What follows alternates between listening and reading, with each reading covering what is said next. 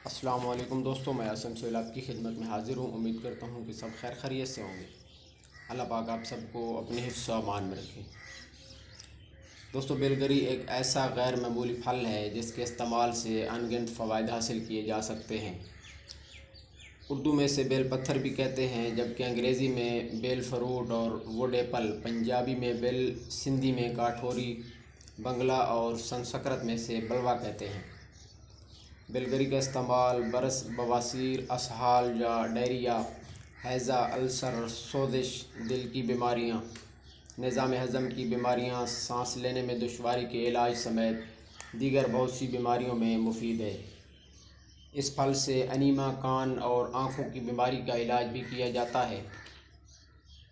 सबसे बढ़कर शुगर का कुदरती इलाज है बेलगरी में। बेलगरी इंसुलिन से भरपूर है, जो खून में शक्कर की सतह को कंट्रोल करने के लिए ज़रूरी है। ये शुगर के मरीज़ों के लिए किसी नेमत से कम नहीं। इस फल का खुश्क पाउडर दायमी असहाल के इलाज के लिए इस्तेमाल किया जाता है। बेलगरी अम्ल तकसीद को रोकने का आमिल है, जो गैस्ट्रिक अल्सर को रोकता है, ख़ास तौर पर मैदे में गैर मामूली तेज़ाबियत जो अल्सर का असल सबब बनता है, इसको बनने से रोकता है। एक तहकीक से ये साबित हुआ है कि बेलगरी से हासिल एंटी माइक्रोबियल जो एंटीवायरल और एंटी फंगल की खासियत रखता है, जिस्म में मुख्तलिफ़ बीमारियों के इलाज में मददगार बनता है और मुतअद्दिद वबाई अमराज से महफूज रखता है, जिसमें विटामिन सी की कमी के बायस कमज़ोरी, थकावट, हाथ पाँव में ज़ख़म बनना, खून में सुर्ख खुलियों की कमी, मसूड़ों की बीमारियाँ और स्किन से खून का इखराज, इन तमाम बीमारियों को जिस बीमारी का नाम दिया जाता है, इसे स्कर्वी कहते हैं।